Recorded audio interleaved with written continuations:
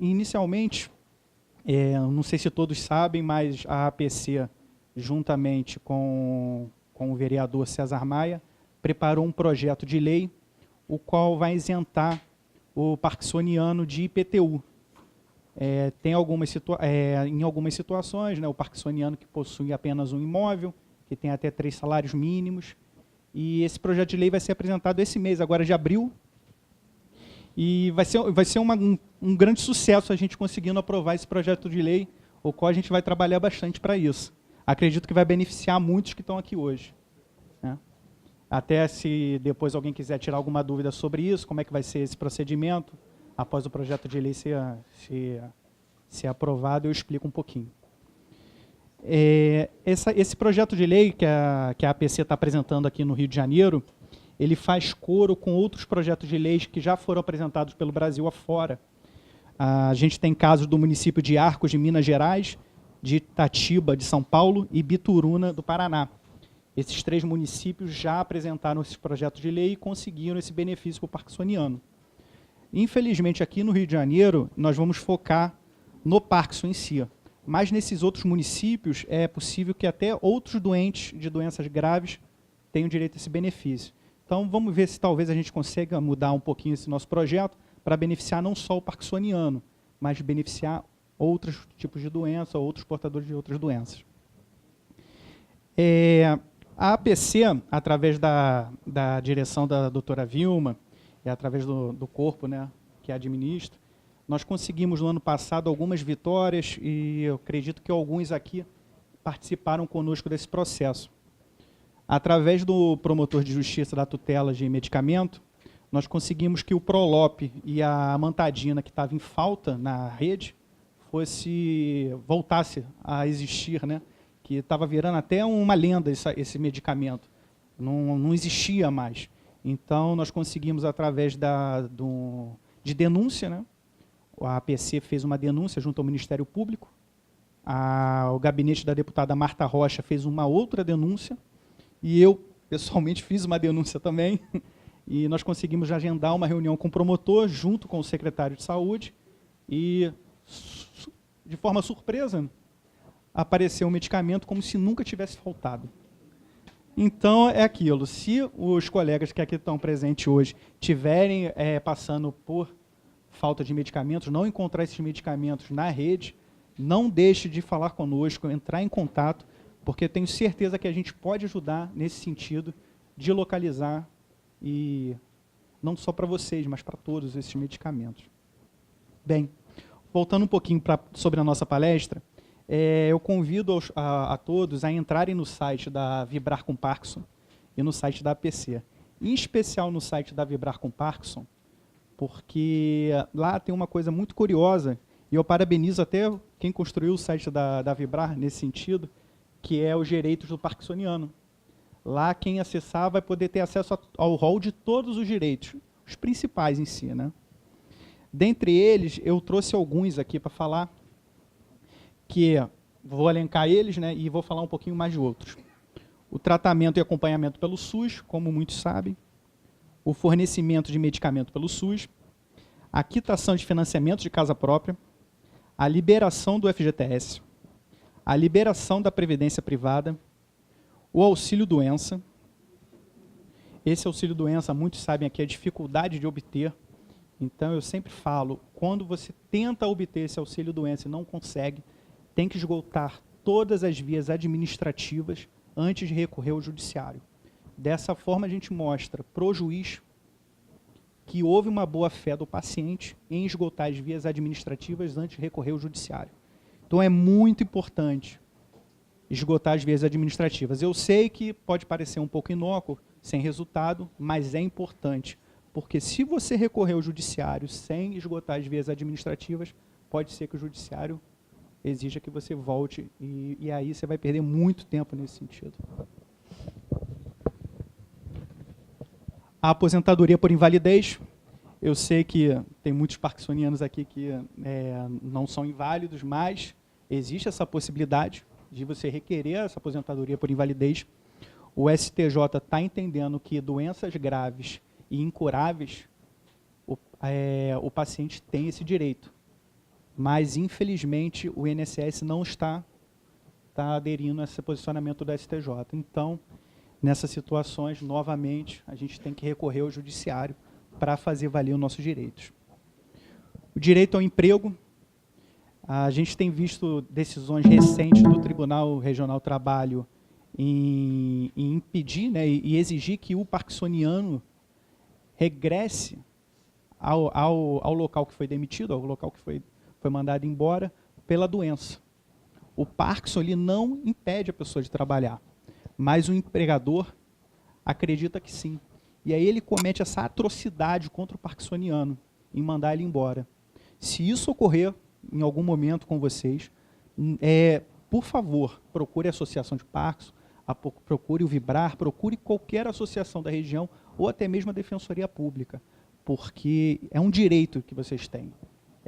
Eu sempre falo que nossos direitos fundamentais, o direito à vida, o direito ao bem-estar, todos aqueles direitos que estão no artigo 5º da Constituição, são direitos muito caríssimos para nós, mas parece que o Estado brasileiro, o Estado do Rio de Janeiro, então talvez mais do que o Estado brasileiro, ele é omisso nesse nosso direito. Então nós precisamos fazer valer ele. Não deixe, se for mandado embora, se você quer retornar para o mercado de trabalho, quer voltar para o emprego, procure a associação, procure a Defensoria Pública, procure outras associações que nós podemos ajudar nesse sentido. A prioridade no atendimento aos estabelecimentos bancários, muitos aqui sabem, muitos são idosos, né? Então já tem essa prioridade através do Estatuto do Idoso. Entretanto, como o Parkinson não só se manifesta em idosos, se manifesta também em pessoas novas, né? 40, 30, 50 anos, esses portadores, né, também têm direito à fila prioritária. E não só a fila, mas a prioridade de tramitar processos administrativos e judiciais. Muita gente desconhece isso, muitos advogados desconhecem isso. Então, se você tem Parkinson, se você tem um processo judicial em andamento e você não é idoso, exija esse seu direito, que o seu processo tramite de forma especial, mais rápida, mais célere. E a gente sabe que o tribunal é tão lento que qualquer benefício que a gente consiga nesse sentido facilita muito a nossa vida. A isenção de PVA, de IPI e IOF, e o passe livre interestadual de ônibus, trens e barcos. Uma coisa importante que alguns aqui talvez até tenham acesso, que é o Rio Card Cidadão, né? O Rio Card que você adquire, dá direito a 60 viagens por mês, se eu não estou enganado. A gente sabe que está tendo muita dificuldade em obter esse benefício aqui no Rio de Janeiro. Quem tiver dificuldade, nos procure, a gente tem como auxiliar. Eu queria falar, falei um pouquinho desses problemas, eu não sei se tem alguém interessado em tirar alguma dúvida referente aos direitos de Parkinson. Quem quiser, por favor, fiquem à vontade. Sobre o Ricardo, eu tive ontem, primeiro em fevereiro eu tive no Poupa Tempo, ela assiste para levar todos os documentos para obter o cartão da passagem. Com o não pagamento do governo e o fechamento dele, isso seria passado direto para as centrais do Ricardo. Ontem eu fui na central da Ricardo para me informar, caso o documento, tudo em mão, se podia entregar. Falaram que, por enquanto, eles não estão recebendo nada, porque não receberam nenhuma resposta do governo. E como é que você viaja? Você perguntou para eles? Não, eu tenho o bilhete azul, que só serve para os ônibus Do Rio. Agora, referente aos outros, por enquanto, está tudo parado. E eles não deram nenhuma posição quanto a isso? Não. É importante, depois procura a gente para tentar alinhar alguma medida nesse sentido. Eu acredito que isso deve ser um problema administrativo deles, né, no caso, não é nem de direito, né? É questão de verba, né? que não foi. Você fez aquele pedido para acompanhante também ou não? Só o seu? Só o seu. Você sabe que você também pode fazer para acompanhante, né? Que eu acho que talvez seja interessante para você. Já pede logo para um acompanhante.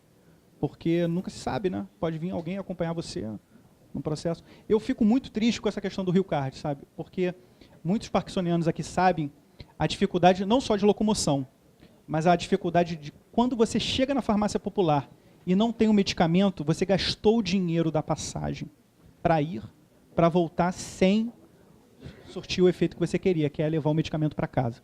Então, isso para mim é muito grave, essa questão do deslocamento. Isso a gente não pode deixar acontecer. Eu te agradeço por ter trazido esse problema. Isso talvez só por mandado de segurança, alguma medida para fazer o governo entregar esse benefício para você. Depois, me procura, por favor.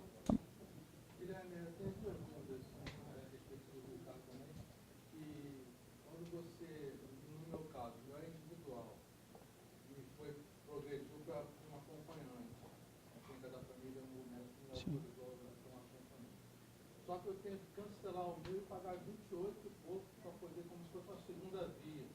Quando na realidade eu não perdi o meu, apenas mudou o meu status.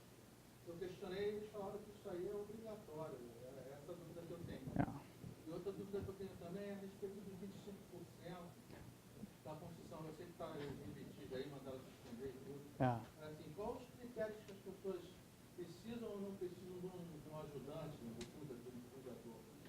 O Estado ele é aquela questão discricionária, né, que ele fala. Né? O Estado ele é motivado nesse sentido. Ele decide, ele que decide. Então é importante substanciar o máximo possível de provas, de matéria, para você fazer esse direito ser garantido, entende? Mas o Estado ele pode dizer que não, e aí, infelizmente, só mesmo pela via judiciária. Essa questão de 25% está parada em Brasília e sem prazo para sair. Não vai resolver tão facilmente. Infelizmente, eu tenho visto muita gente falar sobre esse assunto, mas tem que esperar a decisão e está tudo parado quanto a isso. Oi. Eu queria botar uma parte sobre a prioridade do processo. Eu tive prioridade, eu processei a empresa quando eu me aposentei, que ficou me devendo o seguro que eu fiz direito. Então, eu tive também uma... eu não paguei o processo nenhum. O meu advogado entrou pedindo a gratuidade. Isso a gente também tem direito, mas eu acho que não está na... Não. O que acontece? Todos nós, brasileiros, temos direito à gratuidade de justiça. Entretanto, a gente tem que comprovar que a gente tem essa necessidade de gratuidade. Todos os remédios que eu comprava, as notas da farmácia, minha casa, que era do meu tio, que eu pagava aluguel, o que eu pagava como empregado, então eu fiquei isenta dessa cobrança do... A gratuidade, ela vem naquele binômio, né? Necessidade e possibilidade. Né? Se você tem a possibilidade de pagar as custas judiciais, você não precisa de gratuidade. Mas, às vezes, a pessoa que ganha 10 mil reais por mês, ela gasta 15 mil reais por mês. Então, ela tem a necessidade, mesmo ela ganhando muito bem. Então, na gratuidade, é importante a gente comprovar a nossa necessidade para ter direito à justiça gratuita. Uma das formas da gente provar é a nossa aposentadoria, né? A aposentadoria de vocês. Outra forma de provar as despesas com o médico. Outra forma de provar é a questão do aluguel, e etc. Existem inúmeras formas de provar a questão da gratuidade.